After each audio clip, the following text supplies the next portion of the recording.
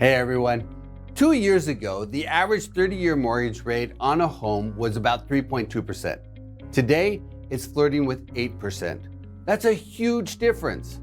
In other words, someone who would have qualified for a $300,000 loan at a 3.2% mortgage rate would now only qualify for a loan of about $200,000 with a mortgage rate of 8%. This combination of reduced purchasing power with higher interest payments, in conjunction with a 10% rise in median home prices over the last 2 years and a significant reduction of houses for sale, has resulted in a 35% decline in existing home sales since September 2021.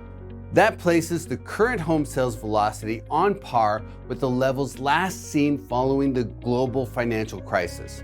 And this dramatic reduction of home sales holds significant implications for all commercial real estate investors.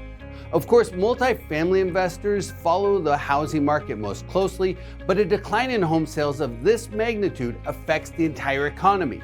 That includes self-storage investors, retail investors, industrial investors, and even office investors. Home sales affect the overall economy in a couple of ways. First, over the last 25 years, home sales have contributed an average of about 4.5% to the U.S. gross domestic product. And second, for each dollar spent on a home purchase, the home buyer will spend an estimated 5 cents on home-related goods and services within the next year. That spending on home-related goods and services shows up in the consumption numbers. But the dramatic reduction of home sales is taking a toll on home-related retail sales categories. On a year-over-year basis, furniture sales are down 9% and building material sales are down by 7.2%. And this slowdown in home-related retail sales could weigh on retail real estate and indirectly industrial space demand.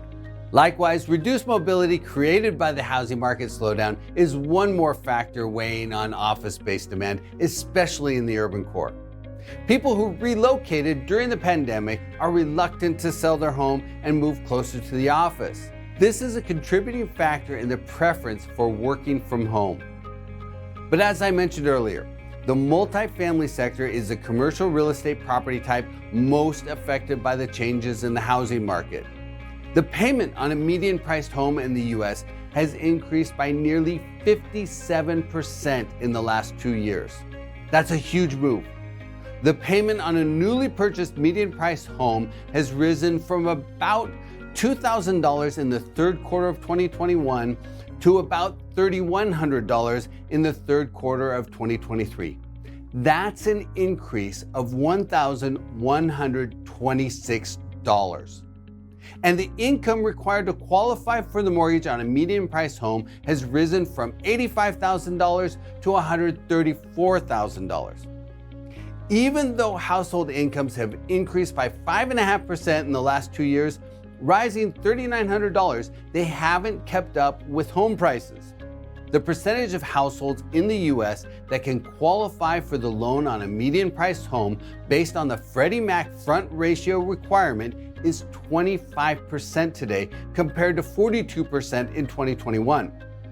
By comparison, the average monthly apartment rent in the U.S. has only increased by 15% during that same span, an increase of just $238.